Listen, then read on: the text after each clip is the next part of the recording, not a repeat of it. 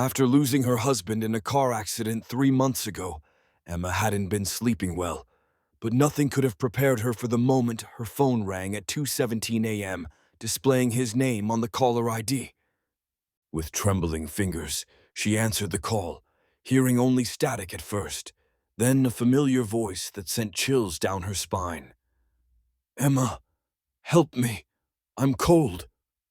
Night after night, the calls continued, each one more disturbing than the last, with her husband's voice becoming increasingly distorted, often interrupted by sounds that reminded her of digging or scratching.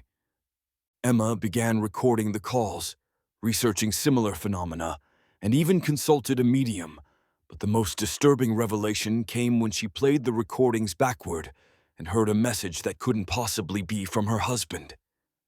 "Your husband never made it to the other side," the reversed message whispered in a voice that wasn't human. "And now I'm using what's left of him to reach you."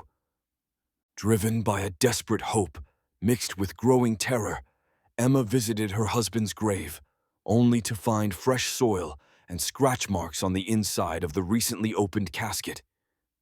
That night, when the phone rang again, Emma heard the thing pretending to be her husband growl. "I know you visited today. I smelled you there. I'm coming home, Emma." Desperate and sleep-deprived, Emma consulted an elderly occultist who explained that something had possessed her husband's remains and was using their emotional connection to cross over into our world.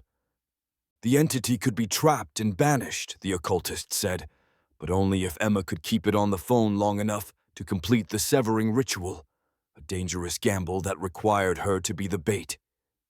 As midnight struck and Emma answered the final call, she realized with horror that the thing on the other end wasn't just pretending to be her husband anymore. It had memories only they shared, which meant it had begun devouring what remained of his soul. When the ritual ended and dawn broke, Emma knew she had saved what remained of her husband's spirit by severing the connection completely, which meant she would never hear his voice again. But as she placed flowers on his reburied casket the next day, she could have sworn she felt him say goodbye one last time,